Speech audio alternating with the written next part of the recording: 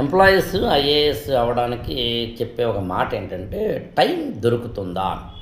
నేను చిన్న కాల్కులేట్ చేసి చెప్తాను మీకు. ఎనీ ఎంప్లాయీ, ఎంత ఎంప్లాయీ అయినా నాకు తెలిసి రోజుకి 4 గంటలు దొరుకుతుంది. ఏ ఎంప్లాయీకైనా ఖచ్చితంగా వారంలో ఒకరోజు సెలవు ఉంటుంది. కొంతమందికి 2 రోజులు సెలవు ఉంటుంది, వీక్లీ 5 డేస్ అయితే కనుక.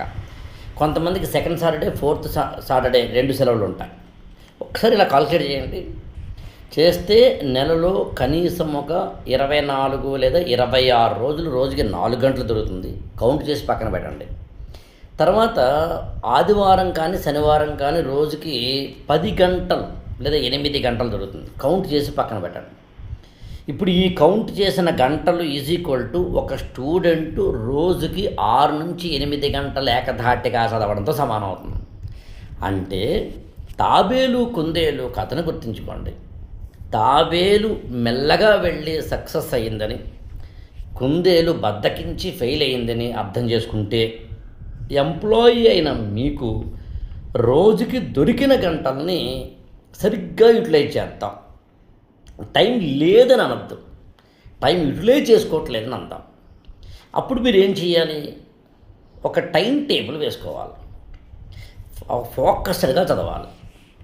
తక్కువ టైంలో ఎక్కువ చదవాలి. చదవక్కర్లేనివి పక్కన పెట్టేయాలి. చదవాల్సినవి ఏమిటో తెలుసుకోవాలి. నోట్స్లు రాయకూడదు. ఎవరైనా మీకు ఇలాగా నోట్స్లు ప్రిపేర్ చేసి ఇలా మీకు ప్రిపేర్ చేసిన నోట్స్లు మీ చేతిలో పెట్టేయాలి. ఇట్లా మీకు నోట్స్ని ప్రిపేర్ చేసి మీ చేతిలో పెట్టాలి.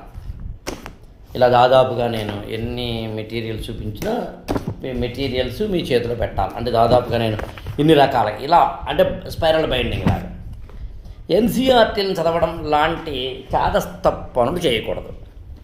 ఎన్సీఆర్టీలు కూడా మెటీరియల్ని సంపాదించుకోవాలి. ఇవన్నీ చేయడం నేను ఇంత 2-3 నిమిషాల్లో చెప్పాలి అంటే నాకు కూడా టైం సరిపోదు. అందుకని వివిధ ఎపిసోడ్స్లో చెప్పుకుంటూ వెళతాం. కానీ నన్ను కొంచెం కలిసి వీడియో కాల్ ద్వారా కానీ పర్సనల్గా కానీ దీని మీద క్లారిటీ తెచ్చుకోవాలని మీకు అనిపిస్తే 1-to-1 మీటింగ్, మీతో నేను, నాతో మీరు, 8897826108కి ఫోన్ చేయండి. మీకు పర్సనల్ అపాయింట్మెంట్ తీసుకునే అవకాశం కల్పించుకోండి. Conditions apply. Thank you so much.